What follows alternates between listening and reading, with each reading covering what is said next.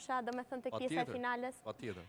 Me thënë të drejtën, ishte një finale, qofse jeni dhe ju dakord, që nuk ishte finale spektakël, do me thënë. Nuk është se dha një emocion shumë të madh. Ishte finale vetëm për titullit që kishte. Po bëhet paka shumë, ky botrori po bëhet paka shumë si një Super Bowl, për shkak të showit që ai ka, për shkak të asaj pas pjesës parë që bërja të mini showin me Celebrity, me Shakirën, i bukur ishte, me Justin Bieber. Për mendimin tim, Shakira për World Cupin është bërë si Mariah Carey për Christmas, do me thënë. Kjo është fakt, nuk...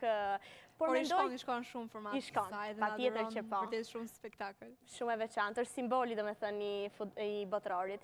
Po, unë mendoj se tani ne analizuam pjesën 90 minutë të ndeshjesh.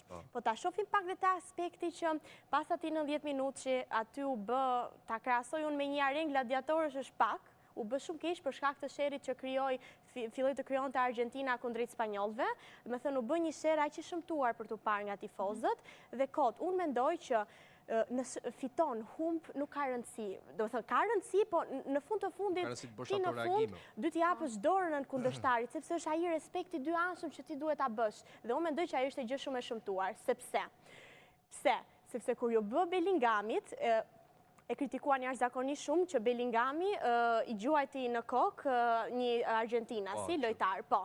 Por ai në të vërtetë edhe kishte sharë, me shprehje shumë ofenduese dhe po i talli pas një humbjeje. Dhe Bellingami, do me thënë, për mendimin tim, nuk ishte faj, do me thënë atë gjuajti që bëri. Dhe pas ti sherrit të madh që bëri Argentina, po si dalin ndaj Materazit, ishte faj se ai është shau. Po jo se jo, u kritikuan,